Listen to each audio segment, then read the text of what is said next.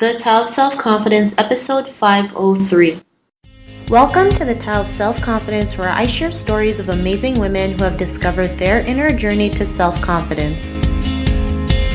Visit our website at thetaoofselfconfidence.com. Your inner journey to self-confidence awaits. Well, hello, friend. Welcome to the Tao of Self-Confidence, where I share stories of amazing women who have discovered their inner journey to self-confidence. I'm your host today, Sheena Yap Chan, and today I have an amazing woman on the show today. She is a writer and an actress, and I'm really excited to have her on and share her story with us today on self-confidence. So without further ado, I'm going to introduce you to Paget Kagy. Paget, how are you today? Maybe you can fill in a little bit more about yourself to our listeners. Hi, I'm doing great. Yeah, thank you for having me on. Well, just a short kind of bio. I was born and raised in Los Angeles. I studied at UC Berkeley, and then I moved back down to LA to pursue acting. At the end of 2016 is when I wrote the Asian American rom-com Cat Loves LA, and I turned it into a series which we just released on YouTube in December of 2017. Awesome. Well, thanks for sharing that. And what's your cultural background?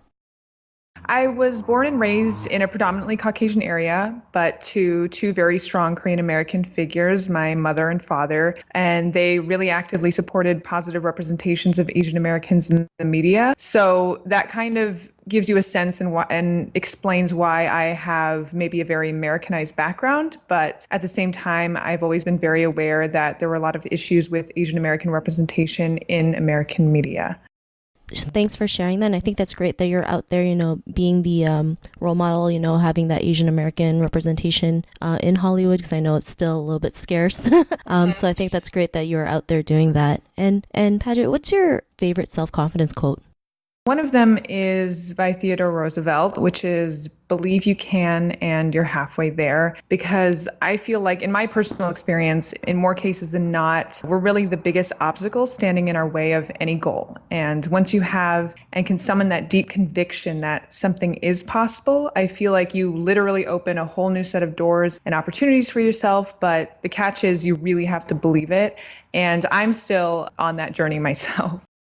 Thanks for sharing that, and totally agree. Belief is huge when it comes to confidence, because if you can't believe in yourself, you're not going to go out there and, take action to do what you want. So thanks for sharing that quote. And in your own words, how do you define self-confidence?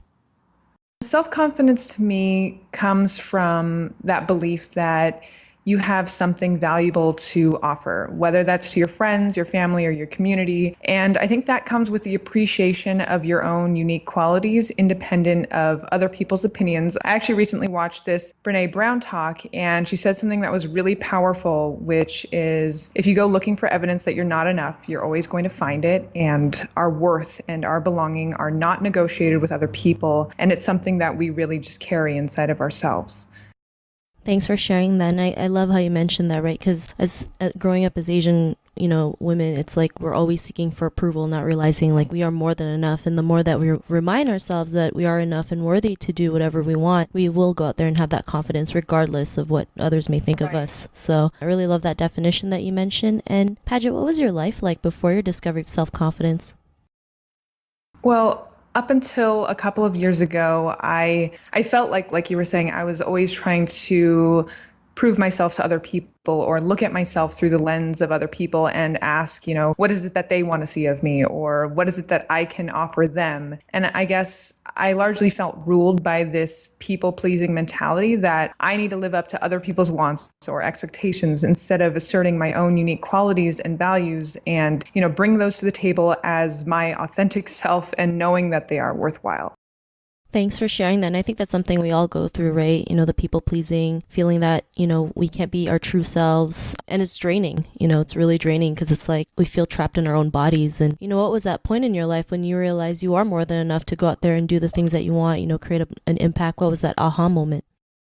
Well, in producing and creating this series, I was forced to do a lot of things that I never thought I would have the courage or just ability to do. So in a way, surpassing my own expectations of myself and surprising myself was really valuable, because in doing that, I started to naturally build this sort of self-confidence of knowing deep down that, I am capable of a lot more than what I even give myself credit for. And if I even sort of question that. And I like now have this thing to point to and be proud of and, have as evidence of it.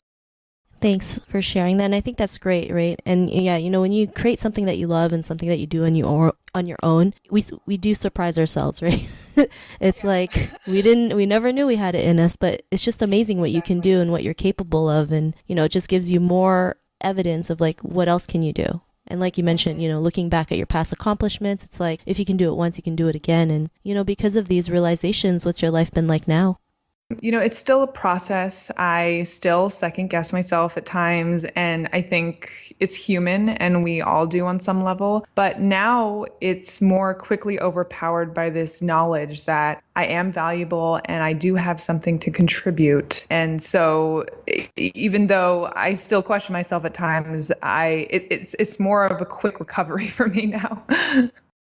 Thanks for sharing that. And I totally understand what you mean, because we all go through doubts, and sometimes you just have to look back and see what you've done and realize like, okay, I know I'm okay. It's just, sometimes we just go through that. We're humans, right? We're not like superhuman, like with no emotions. So, it's okay to have those doubts. Just knowing how to kind of get out of it is what counts the most. So I really love that you mentioned that. And Paget, if to the woman who's listening to your episode, she may be in her own journey of self-confidence, what would be that one tip you would give to her? I think I would say that, no one is going to give you self-confidence. It's not something that you can earn from other people. It's really only something you can earn for yourself, within yourself. It's an internal journey that you have to take alone. And also challenge yourself in your daily life. Do something scary. Go out on a limb from time to time, surprise yourself. And I think you'll end up seeing that you're a lot more capable than you give yourself credit for. And I think that will just lead to a natural expansion in your own self-value.